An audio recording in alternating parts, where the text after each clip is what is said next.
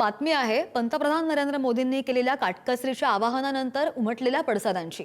निवडणुका संपल्या की मोदींची वसुली सुरू होते। पेट्रोल डिझेल दरवाढीवरून काँग्रेसनं अशी टीका केली आहे। महागाई मॅन मोदींनी जनतेवर हंटर चालवल्याची सुद्धा टीका काँग्रेसनं केलेली आहे।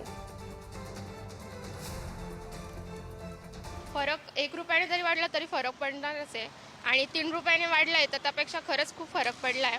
आणि मला असं वाटतंय की जर तुम्ही पेट्रोल आणि डिझेलचे भाव जर वाढवले तर खरंच खूप वाईट गोष्ट आहे ती। कारण की आमच्यासारखे जे लोक आहे सर्वसामान्य लोक तर त्यांना 1 रुपयाने जरी काय अर्ध्या पैशाने जरी भाव वाढला तरी सुद्धा फरक जाणवतो लगेचच।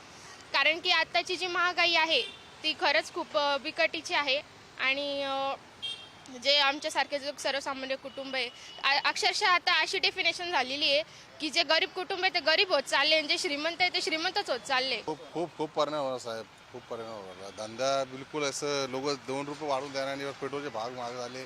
खूप परेशानी कदरलो आम्ही।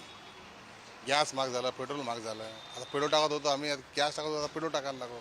पेट्रोल महाग झाला, आता काय धंदा करावा आम्हाला? ते आता काही पुरणार नाही। आता हे 183 झाल्यानंतर ते आता काय आम्ही बँकचे खाते हप्ते भरणार का आम्ही जो आहे तर ते घरी काय देणार? आमच्या ते उपासमारीचा वेळ आलेला आहे। और आम्ही हे सांगतो की तुम्ही पेट्रोलचा भाव कमी करा। अरे हे भाव वाढलेला आहे तर आम्ही उपेशन करणार। पेट्रोलचे भाव वाढले म्हणजे ऑटोमॅटिक जे लॉजिस्टिकचे भाव वाढतात, त्यामुळे ऑटोमॅटिकच सगळ्या वस्तूंचे भाव वाढायला लागतात। आता सध्या तरी युद्धजन्य परिस्थितीमुळे वाढलं तर ठीक आहे, परंतु युद्धजन्य परिस्थिती जर नष्ट झाली तर ते भाव कमी व्हायला हवेत।